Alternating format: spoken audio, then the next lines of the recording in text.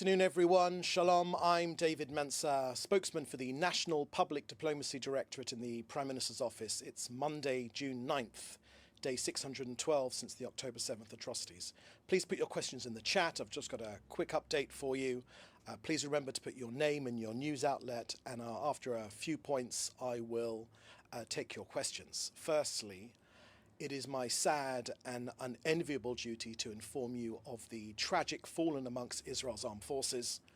The number of fallen soldiers in this war has unfortunately risen to 866.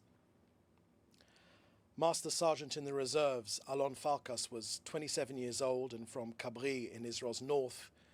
He fell in battle in northern Gaza. Sergeant Major in the reserves, Chen Gross, was from Gan Yoshia. He was 33 years old. He fell in battle in southern Gaza.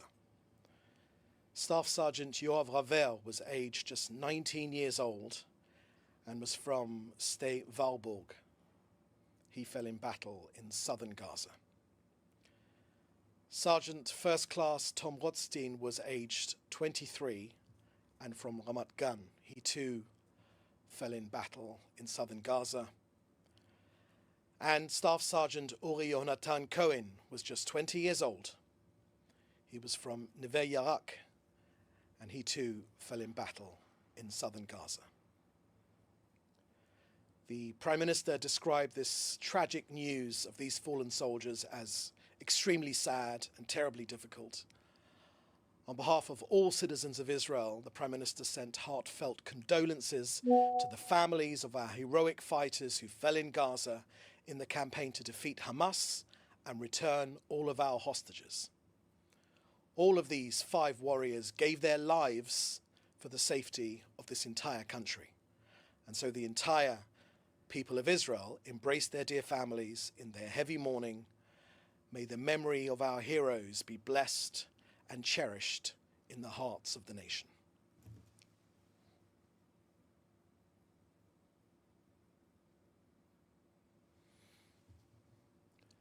Next, on the selfie yacht.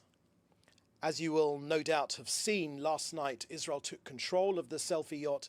It went smoothly, thankfully, 0 casualties. They were towed to Israel's Ashdod port.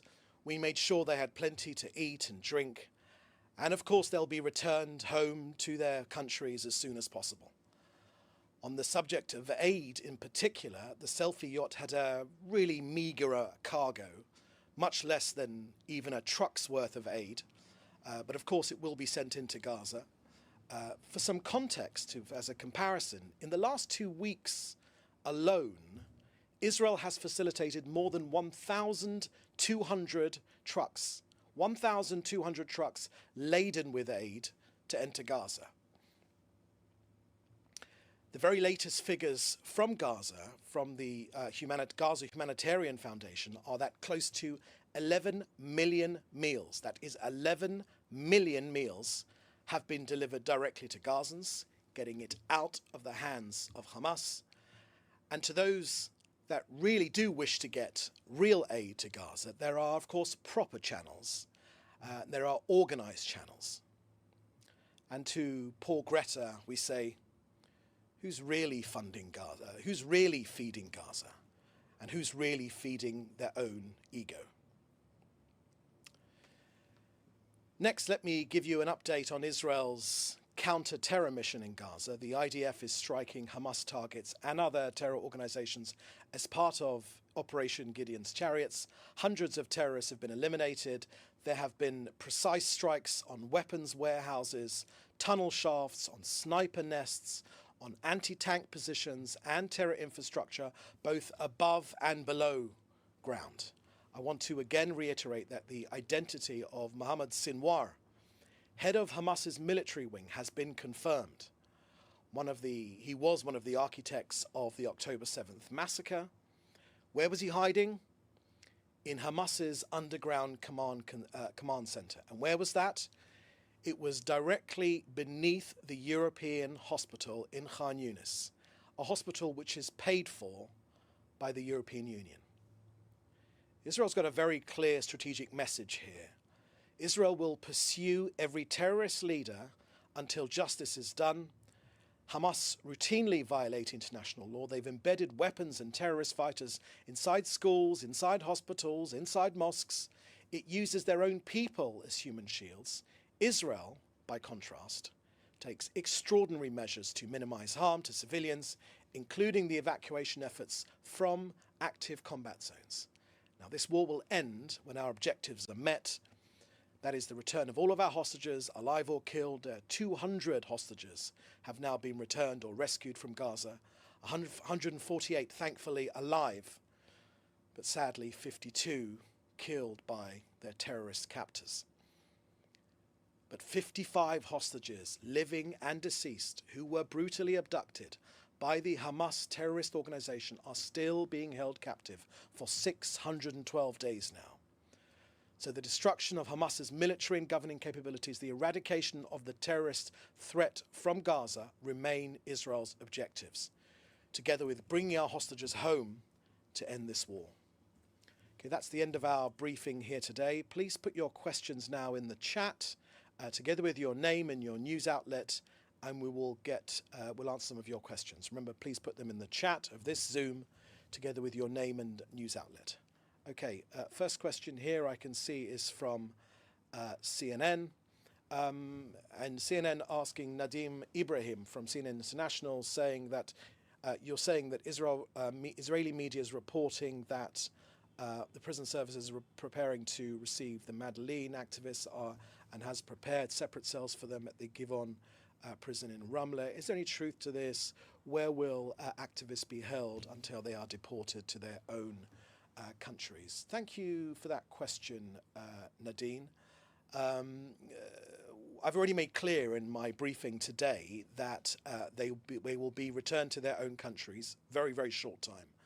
We've no wish to hold on to these people. They'll be returned to their home countries. And when it comes to this, flotilla, this wasn't a flotilla.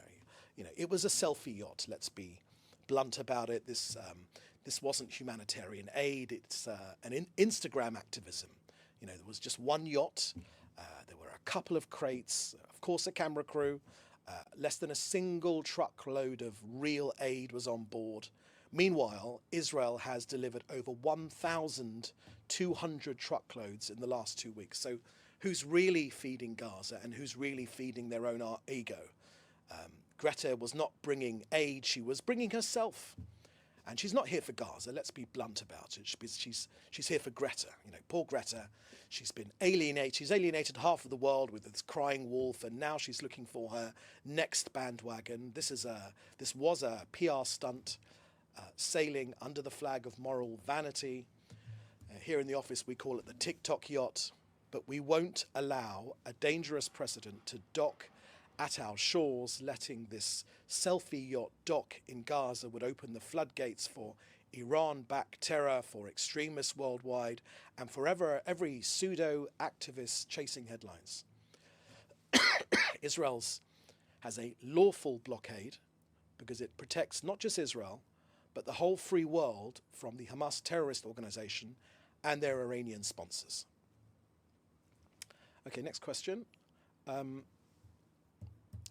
David Clement from the News Forum.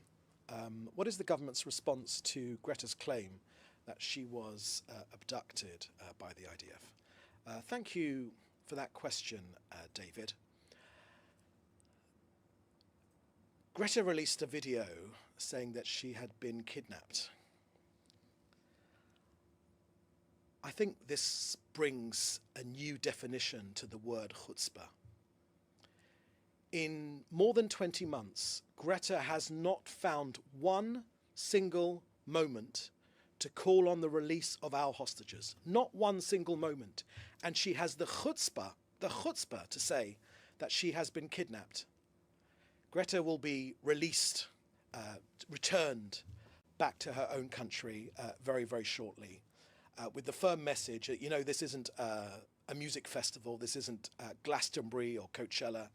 It's a war zone, and no country in the world would let a yacht of activists dictate our security. She's had 20 months, Greta, 20 months to say one word, just one word about Israeli hostages. Now, perhaps I'm wrong, but I've searched and I have not found anything. She said nothing. So Forgive us all if we're not falling for her latest stunt. She's been silent on the victims of the terrorism, silent on the rapes, silent on the abductions of our people, 55 people, still people alive, 55 people, still people alive, held in Gaza. She's not called for their release.